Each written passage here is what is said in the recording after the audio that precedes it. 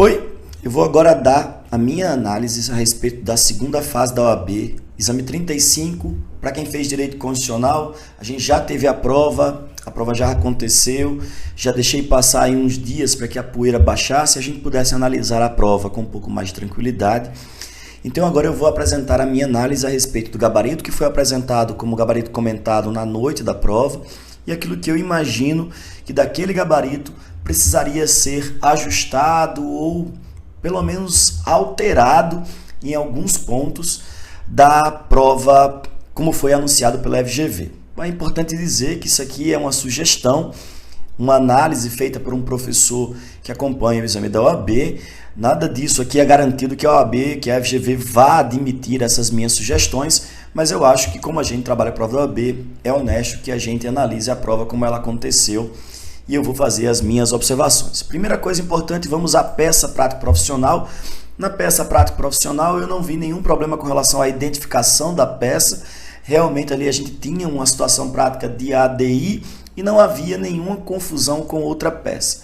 Os itens que eu imagino que precisam de algum tipo de comentário na distribuição da pontuação do gabarito preliminar são: primeiro, o gabarito informa que deve ser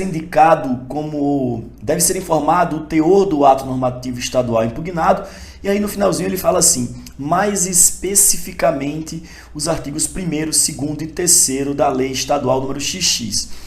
Eu imagino que não é nenhum problema para a FGV também aceitar como indicação do objeto da ADI a própria Lei Estadual XX. É importante dizer que a Lei 9868, que rege a ADI, ela indica que deve ser apontado qual é o objeto da impugnação, ou seja, qual é o objeto da ADI.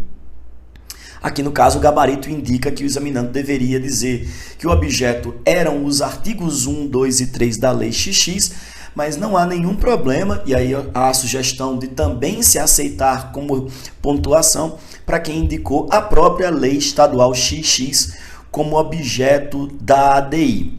A OAB já fez inclusive isso em outros exames 26 e 27, e o próprio exame 32 ou 33, quando cobrou a ADC, ela indicou quais eram os artigos que estavam sendo questionados, mas também acabou aceitando a própria lei como objeto de impugnação. Então, se você colocou a lei e não os artigos da lei, eu acho que isso vai sim ser pontuado e deveria ser pontuado, viu, dona FGV? Vamos ao segundo item. No item de mérito, a FGV, no gabarito comentado, ela indica que houve violação ao artigo 30, inciso 5, que confere competência aos municípios para, atenção, organizar os serviços públicos de interesse local, incluído o de transporte coletivo.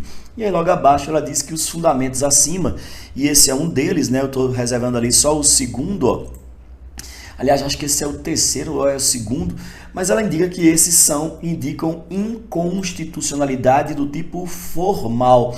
A violação ao artigo 30, inciso 5 seria uma inconstitucionalidade do tipo formal. Aqui a gente precisa de uma alteração, aqui sim uma mudança, tá? Por quê? Porque a competência prevista no artigo 30, inciso 5, e está aqui, competência aos municípios para organizar os serviços públicos de interesse local, essa é uma competência de natureza administrativa. Logo, trata-se de inconstitucionalidade do tipo material. Portanto, a segunda coisa importante do gabarito indicado na segunda fase da OAB em Direito Constitucional, exame 35, é a alteração desse argumento dos fundamentos de mérito, que lá consta como inconstitucionalidade formal, para se admitir, na verdade, quem indicou como inconstitucionalidade material a violação ao artigo 30, inciso 5. O próximo item. O gabarito também, ele não faz nenhuma referência, à interferência na livre iniciativa, previsto no artigo 170 caput. Mas o enunciado diz expressamente que a lei estadual vai interferir aos contratos em curso.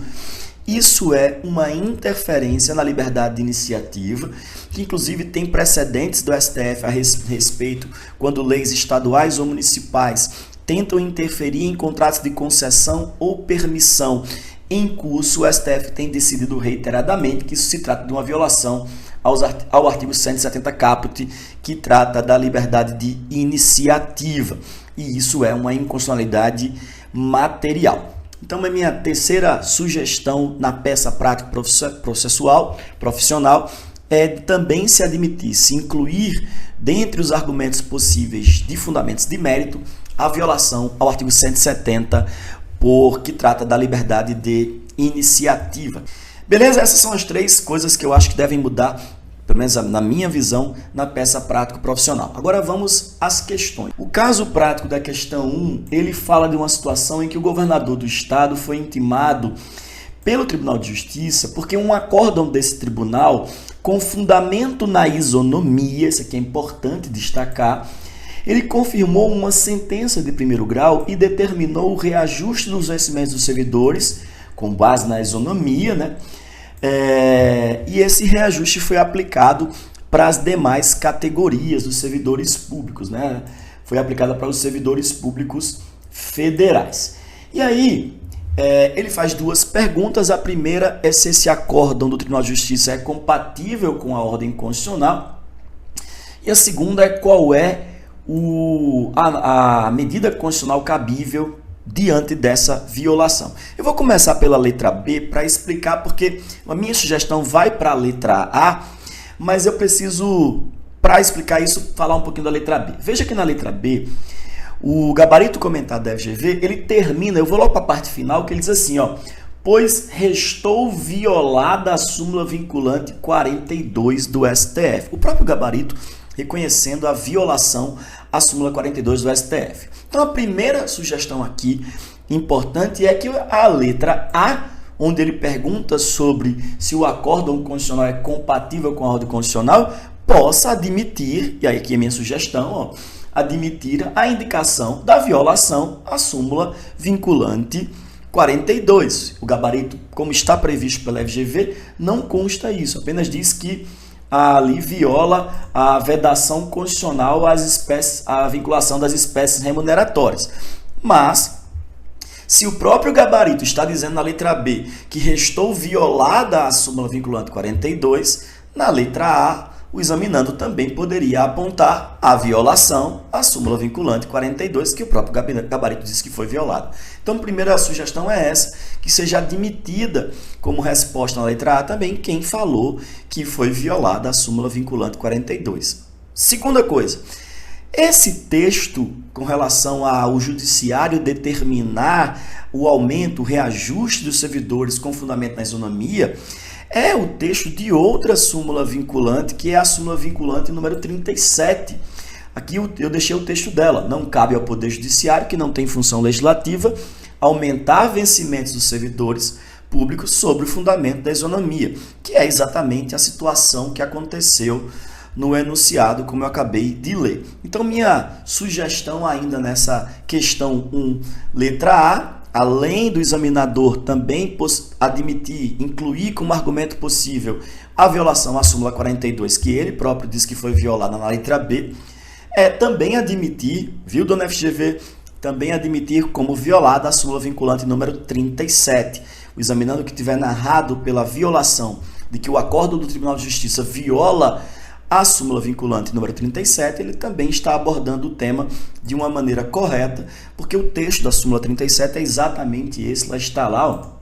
Não cabe ao Poder Judiciário, que não tem função legislativa, aumentar o vencimento dos servidores públicos sob o fundamento da isonomia. E quando a gente olha aqui para cima, está aqui textual, né? Com fundamento na isonomia, determinou o reajuste dos servidores. Acredito que esse é um tema, inclusive, fácil de resolver.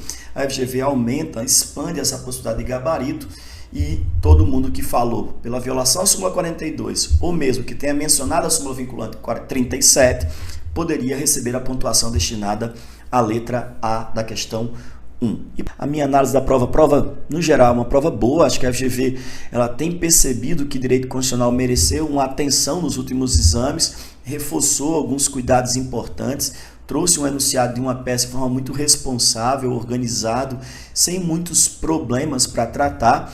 E é isso. Espero que a FGV, quem faz a prova, se chegar a assistir esse vídeo, entenda a nossa sugestão e amplie o gabarito da forma como a gente foi, como eu falei aqui, e faça os ajustes que eu acho que são cabíveis. Se você gostou desse vídeo, manda para aquele seu amigo, aquela sua amiga que fez Direito Constitucional segunda fase e bota isso para circular, para que a gente possa convencer a FGV a garantir essa pontuação para o pessoal. Valeu, até a próxima!